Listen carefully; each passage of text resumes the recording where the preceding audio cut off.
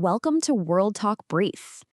So, what's really driving the latest spike in tension between the US and Iran? Well, it starts with a pretty provocative statement from President Donald Trump that has just dramatically raised the stakes. He's now openly endorsing the idea of replacing Iran's entire clerical establishment. And look, this isn't just some off-the-cuff remark.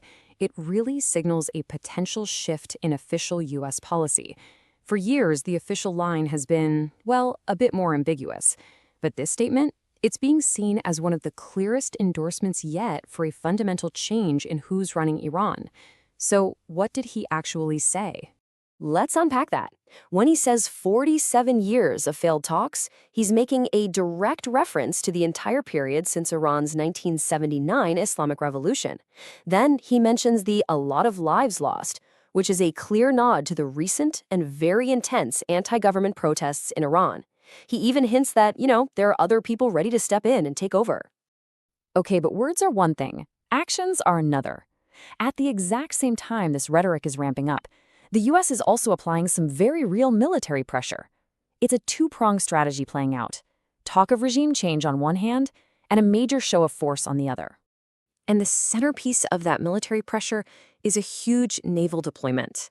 A second US aircraft carrier is heading to the region, and that means a massive increase in American firepower in the waters right near Iran. And to really get a sense of the scale here, let's look at the hardware. The USS Abraham Lincoln is already on station. Now, it's being joined by the USS Gerald R Ford. And this isn't just another ship. It's literally the world's largest warship, a nuclear-powered carrier that holds over 75 military aircraft. This is not a symbolic gesture. It's a massive concentration of firepower. So, you have to ask, why is all this happening right now? To really get it, we need to rewind a little and look at the backstory of the Iranian nuclear deal. Because the tensions we're seeing today are really the culmination of years of broken agreements, sanctions, and escalating conflict. Yeah, this situation definitely didn't just pop up overnight. It really kicked into high gear back in 2018 when President Trump pulled the US out of the original nuclear deal, the JCPOA, and slammed sanctions back on Iran. Iran responded by starting to enrich uranium again way beyond the old limits. Tensions just kept rising, and it all boiled over into a 12-day war between Israel and Iran just last year, which stopped all negotiations. Now here we are. Trump's in a second term, and indirect talks have started up again, but this time under the shadow of this immense military pressure. And the atmosphere for these new talks is, well, it's incredibly volatile. There are two major events that have completely soured the mood, fueling a ton of mistrust on all sides. First, you have the internal situation in Iran. The recent wave of demonstrations was one of the biggest challenges the government has faced since the '97 revolution, and the violent crackdown has left the country absolutely furious and grieving. And then, second, you have the external conflict. That 12-day war between Israel and Iran was a huge escalation that even briefly pulled the US directly into the fight. And that US involvement was pretty significant. We're talking about a military operation they called Midnight Hammer, where the US actually attacked 3 Iranian nuclear facilities. President Trump later claimed these sites were, quote, totally obliterated. So that direct military action is a crucial piece of context hanging over these current negotiations. So with talks now underway again in Oman, what are the chances they actually work?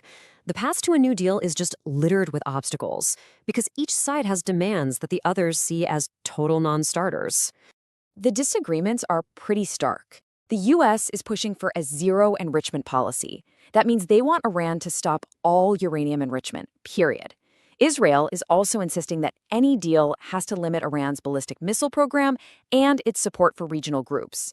But for Iran, their missile program is completely off the table. They call it non-negotiable. What they really want is relief from all those crippling economic sanctions.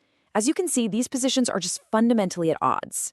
And President Trump is making the consequences of failure crystal clear. He's openly threatening a massive military response, warning it would be a bad day for Iran if they don't make a deal. What's interesting, though, is that in the same breath, he also says he believes the talks will ultimately be successful. It's that classic carrot and stick approach. And as if all that wasn't complicated enough, there are other major challenges piling on.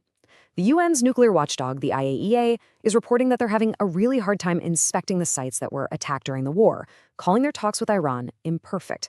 At the same time, Iran's neighbors in the Gulf are warning that another military strike could easily spiral out of control and into a devastating regional war. So it all comes down to this one critical question. With intense diplomacy happening on one track and a massive military buildup on the other, can a deal actually be reached before this standoff escalates into a full-blown conflict? Subscribe to World Talk Brief for more clear, thoughtful explanations.